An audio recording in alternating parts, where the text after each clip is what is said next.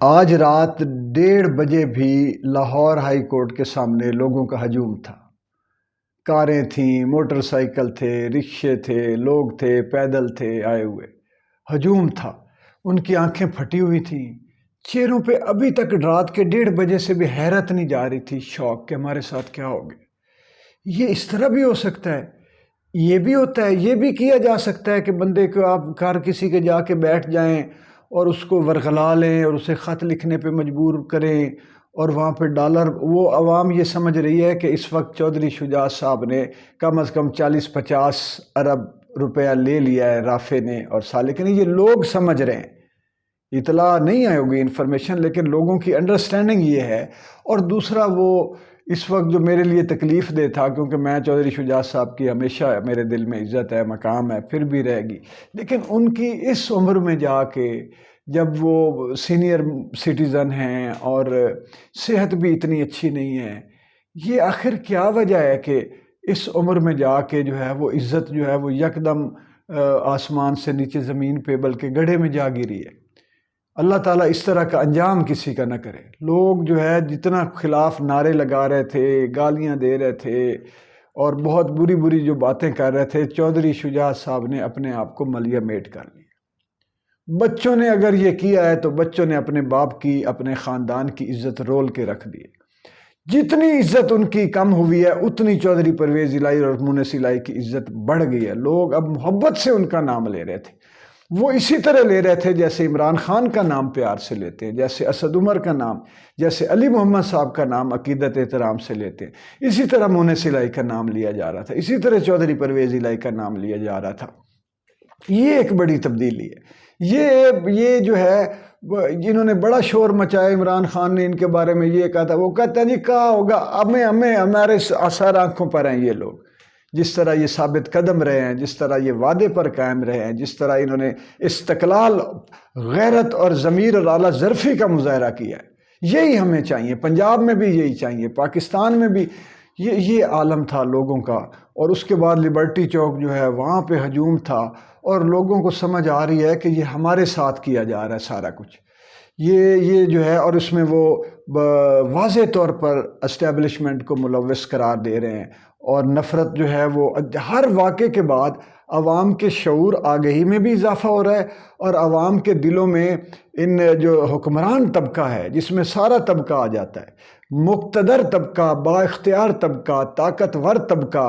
یہ سب کے خلاف نفرت جو ہے وہ بہت زیادہ پھیلتی جا رہی ہے اور بڑھ گئی ہوئی۔ آج تو میں نے آنکھوں میں خون اترا ہوا لوگوں کو دیکھا ہے۔ اور اگر یعنی وہ لوگ کہتے ہیں کہ ہمیں عمران خان کال دے، ہمیں اجازت دے، ہم اپنی جانیں دے دیں، ہم مار دیں، اور ان کو ہم بتا دیں کہ عوام کے حق پر ڈاکہ کیسے ڈالا جاتا ہے۔ عوام کے حق پر اتنا بڑا ڈاکہ، دیکھیے یہ میری عمر اس وقت 60 سال ہونے والی ہے، میں نے بھی کبھی نہیں دیکھا تھا کہ اتنا بڑا، اتنا واضح، اتنا دیدہ دلیری کے ساتھ ڈاکہ مارا جائے، کہ نقاب بھی نہ پہنے ہوئے ہوں اور آپ وہی ہوں جو کہہ رہے ہوں کہ نہیں ہم تو آپ کے اپنے ہیں، اور پھر آپ چھریاں بھی مار رہے ہوں، لوگوں کو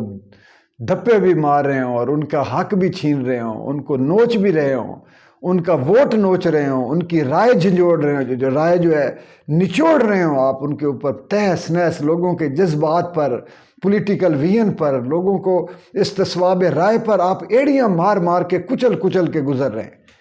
یہ حالات جو ہے وہ آج میں نے لوگوں کی آنکھوں میں وہ کراہیں، وہ بین، وہ آہیں دیکھی ہیں کہ ہم پھر کس طرف جائیں۔ کیا بند گلی میں قید کر دیے گئے ہیں، یہیں پہ مار دیے جائیں گے؟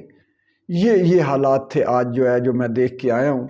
اور ڈر بھی لگا ہے کہ یا اللہ خیر کرے اس ملک کی، کہ اس میں ہر روز ایک نیا حادثہ ہو رہا ہے، لیکن جہاد سے ہی انسانوں کی آنکھیں کھولتے ہیں، حادثے ہی قوموں کی تقدیر بدلتے ہیں۔ اب لوگوں کو سمجھ آ رہی ہے کہ پاکستان ٹوٹ کیسے گیا تھا، یہ نسل بھول گئی، ان کو کیا پتا تھا کہ پاکستان کیسے ٹوٹا ہے۔ اب وہ کہہ رہے ہیں کہ بھٹو نہیں، اس میں فلانی اسٹیبلشمنٹ نے خود توڑا تھا، یعنی ایسی ہی وجوہات کی وجہ سے توڑا تھا۔ آج کے بچے، میں حیران رہ گیا، میں ان کی سوچ دیکھ، کہتے ہیں جی پہلے انہوں نے پاکستان توڑا تھا، اب یہ پھر پاکستان توڑیں گے۔ یہ بچے کہہ رہے اسٹیبلشمنٹ کا، نہ اتنے چھوٹے بچوں کو، سادہ سے بچے کم پڑھے لکھے، وہ کہتے ہیں یہ اسٹیبلشمنٹ سارا کچھ کر رہی ہے۔ اسٹیبلشمنٹ پاکستان توڑنا چاہتی ہے، اسٹیبلشمنٹ چاہتی ہے کہ یہ لوگ اتنا لڑ بھیڑ پڑیں کہ ان کا ہماری طرف دھیان ہی نہ جائے، ہم جو کچھ کرتے پھر رہے ہیں، یہ اپنے گتھم گتھا ہو جائیں، ان کو مہنگائی کی سے مارو کچلو، اور اس کے علاوہ پولیٹیکل انریسٹ پیدا کر کے ان کے ذہنوں کو مفلوج کر کے اقتدار قائم رکھو ان پہ۔ یہ اب شیعہ سنی نہیں لڑ رہے آپس میں، وہاں پہ کراچی میں جو کوشش کی گئی کہ سندھی اور پٹھانوں کو لڑایا گیا، یا پہلے جس طرح پنجابی اور مہاجروں کو لڑا، وہ اب کہتے ہیں کہ اب جب ہم سمجھ گئے ہیں تو اب ہمیں یہ لگ رہا ہے کہ یہ پولیٹیکل پارٹیوں کا جو ہے کلیش کروا کے، ہمیں الجھا کے، مار کے، رگڑ کے، یہ جو ہے وہ ایک طرف اب خود فریق بن گئے اور ایک طرف ہمیں رگڑ دیا ہے۔ یہ اصل میں اقتدار اپنا قبضہ چھوڑیں گے نہیں، یہ جو ہے نا، یہ اپنا ہمیں لڑا کے، مایوس کر کے، کمزور کر کے، یہ لوگوں کی رائے تھی، یہ کر کے وہ اپنا اصل میں اقتدار جو ہے وہ اسی طرح یہ کرتے آئے ہیں اور اسی طرح کرتے رہیں گے۔ آج کی ویڈیو سے اجازت دیجیے، میں انشاءاللہ جیسے جیسے معلومات آتی ہیں آپ کو دیتا جاؤں گا۔ اس کے پیچھے بھی تو وہ گیم، آپ چونکہ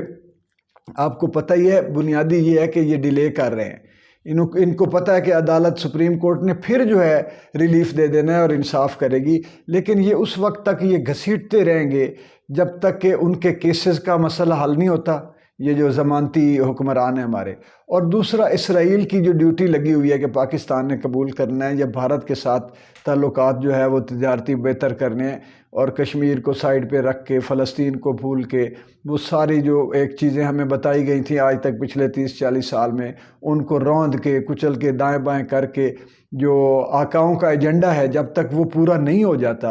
اور یہ جو آگے ان کے اعلی کار ہیں بنے ہوئے، یہ غلام جو ہیں، جب تک یہ اپنے جو کیسز ہیں ان سے آزادی نہیں پا جاتے، اس وقت تک یہ لنگر آن کیا جاتا رہے گا، لیکن انشاءاللہ فتح عوام کی ہوگی۔ بہت شکریہ۔ لاہور ٹی وی کو سبسکرائب کر لیں، ویڈیو کو لائک اور شیئر ضرور کریں۔ Thank you.